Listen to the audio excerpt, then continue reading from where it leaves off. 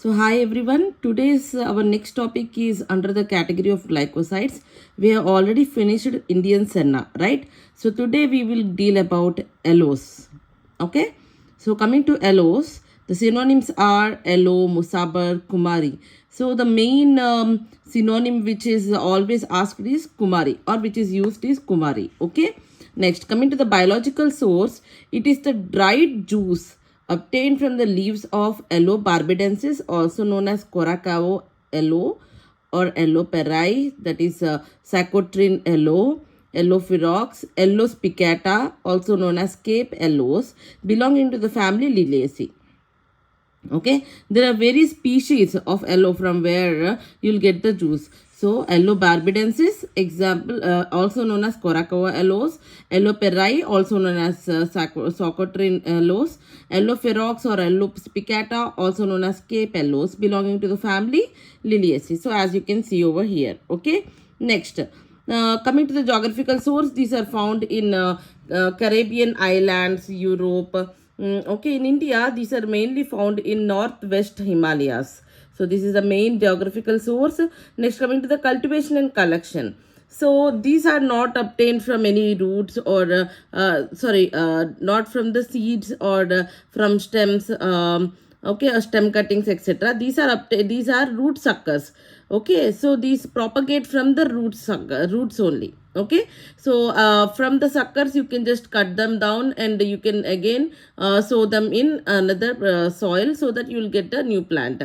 So in that way, these are obtained from propagated from root suckers. The suckers are placed 50 centimeters apart. So the two small plants which have been placed are kept to 50 centimeters apart from each other. The soil should be or the area should be water logging should be prevented. Like there should be no stagnate or the logging of water to be taken place. Somewhat like xerophatic plants. Okay. Next, for manure, a mixture of nitrogen, potassium and phosphorus is used. The leaves are collected in the second year. So after planting of the root suckers, the plant is grown for 2 years. Okay. And after the second year, the leaves are being collected. Okay, from that the juice is being separated out.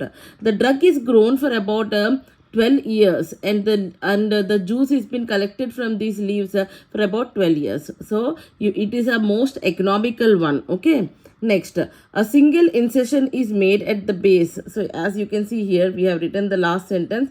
A single incision is made at the base and the pressure is applied, so the entire juice is drawn out and collected. So if a leaf is present in this way, okay, at the bottom, at the base, a cut is been made and pressure is applied on the leaf so that the juice comes out of the leaf. Okay, next, preparation of aloes. There are various preparations of aloes. First one, Barbados or Caracoa aloes. So here what they have done here, see here. So they have made a cut at the base of the leaf and the leaf is been taken out and it is kept in kerosene tin. Okay, this has been kept in kerosene tin. From kerosene tin acts as a traveler. Okay, so transporter. Okay, so from here to the next level, we use the kerosene tins to keep the leaf inside the kerosene tin, and then we bring it to a V-shaped wooden trough. Okay, and the leaf is been hanged above it. Okay, or it is vertically placed above it so that the juice can be collected into that V-shaped trough. Okay, and then the juice is collected, allowed to boil in large copper pans. So now it has been transferred to copper pans and they are allowed to boil. Okay, so what happens? The juice gets thickened. Okay, the latex gets evaporated and the juice gets thickened, and then they are being placed inside metal containers. They are being placed inside metal containers so that the whole juice gets hardened like a gel like substance. Okay, it's get hardened. That is about the Barbados or Caracoa aloes, how you prepare it. Next, coming to Cape aloes. Okay, so all the leaves are been cut at the base and we are having a we do a earthened vessel. okay, basin shaped structure we prepare on the earth, okay, on the ground. We just create a like a round hole we do, and surrounding to that we place our cone shaped cells in a slanting way so that the juice can be collected inside that hole, okay. Understood, right? And inside this hole we keep goat skin or canvas. It has been created with coated with canvas or placed with goat skin so that the juice can be collected inside that. And then they're kept in this way, they are kept for 5 to 6 hours, okay. In this arrangement they are kept in 5 to 6 hours and collected in goat skin. The whole juice has been collected in the goat skin, and then they are transferred to iron kettle, boiled, stirred continuously, and so that it gets concentrated, and then they are transferred to wooden cans, okay, where it gets hardened, okay. That was about the third one. Second one. And next, Saccharine aloes, okay. Next one is the Saccharine aloes. Here directly it is been collected in the goat skin so that semi solid pasty conditions can be seen. It doesn't get completely hardened, somewhat jelly like substance can be obtained. That is Saccharine aloes. Next is gingiber aloes, another kind of aloes where it is transferred into skin of carnivorous animals and stored in wooden boxes, also known as monkey skin aloes, okay. These two are somewhat simple. This whole thing, hope you understood the concept, right? So 4 we have studied over here, that is the Barbados Caracoa aloes, Cape aloes, Saccharine and gingiber aloes, okay. Next, description. So as we know, there are various types of aloes. So here we will see the various types. That is first one, Caracoa. The color is brownish black. It is like a opaque mass, okay. Odor is strong odor like iodoform smell will be coming, okay. Next, pungent iodoform smell. Taste is bitter, uneven surface. The surface is not even, it is uneven. Next, Cape. Cape aloes. The color is dark brown to greenish brown in color, okay. Odor is distinct odor, so you can identify it, okay. Next, taste is sour, okay. And next we are having the Saccharine. Saccharine color is brownish yellow, odor is distinct odor, taste is bitter, okay. Next, solubility for all. Soluble like alcohol, it is soluble, and partly soluble in water. So it is for everything. So in general we are talking about the solubility. So alcohol, it is soluble, and partly soluble in water, okay. Next, chemical constituents, okay. Here we come the main important thing, that is the chemical constituents. A yellow colored crystalline substance is present which is known as barbaloin, okay. Allobarbidensis. The name itself tells you the chemical constituents barbaloin, which is also a C glycoside, okay. C glycoside means linkage is C linkage, okay. Next, and this barbaloin is a resin, it is a C glycoside, and also contains resin and alloamidin. So other chemical constituents are resin and alloamidin, and there are also other chemical constituents like isobarbaloin is present in Caracoa and Cape aloes. Isobarbaloin is present in Caracoas aloes and Cape aloes.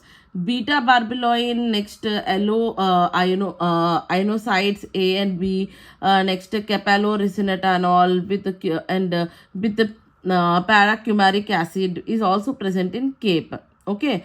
Caracoa consists of a resin which is barbaloresinotanol with cinnamic acid. So here in generalized terms we have spoken about the main chemical constituents in barbaloin, which is a C glycoside, also contains resins and also contains alloamidin, okay. Apart from that, as we have studied 3-4 types of aloes, here in specific they are saying Caracoas and Cape aloes contain isobarbaloin, especially Cape aloes consists of beta barbaloin, these all the remaining things, and Caracoa mainly consists of okay, barbalone resinotanol, okay, with cinnamic acid. So that is what he is saying, and these are the two chemical constituents, that is the alloamidin structure and the barbaloin structure. So these two structures have to be remembered. Next, coming to the tests. Okay, so 1% of the solution of aloes by boiling with water. When we add the Kiselgur and filter it, Okay, the first thing what we have to do, we have to take the solution of aloes by boiling it with water, and then we have to add 0.5% of kisel gur and filter it. Now you will get a sample. This is known as a sample. Okay, now firstly we are preparing the sample. Okay, now after preparing this sample, from that we are taking a small amount of sample, to which 0.2 grams of borax is added. Add a bit of water to make it okay, to make it so around 10 ml or something, and then you will get a green fluorescence. This green fluorescence is because of aloe-amodin. Because of the presence of aloe-amodin, it will produce a green fluorescence. This one is also known as Scott's reaction. Okay, Scott's reaction, it is also known as that one. Next, it is an important point which you need to be remembered for your GPAT or PG set examination. Next, sample plus bromine water. So this sample plus bromine water, here first thing you have added borax, next you are adding bromine water. You will get a pale yellow precipitate because of the presence of tetrabromelion. Okay, because of the tetrabromelion you are getting a pale yellow color precipitate. Next, Closures test. Here closures test for closures test aqueous sample. We are taking the aqueous sample plus copper sulfate solution plus NaCl and alcohol. Okay, so when you do this closures test, for Coracoa's wine red color is obtained, for Cape faint coloration is obtained, for Zanzibar and Saccharine aloes no response is seen.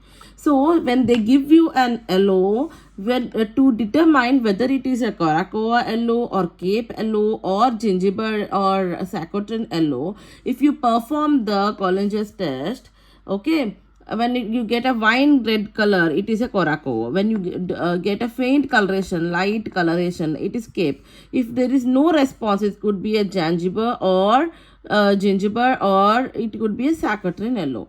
Okay, and we also have a modified Bontrager's test. Okay, next, uses. It is a irritant purgative. Okay, because of the aloin, which acts on colon to counter effect the gripping action of the aloes. So during the motions, purgative action, there is a grippingness means severe stomach pain you will get. Okay, so that grippingness we have already seen in senna. Okay, so same thing here, because of aloes are having this aloin chemical, aloin. Okay, so because of that gripping action can be released. Okay, next, aloe gel in cosmetics. Excuse me.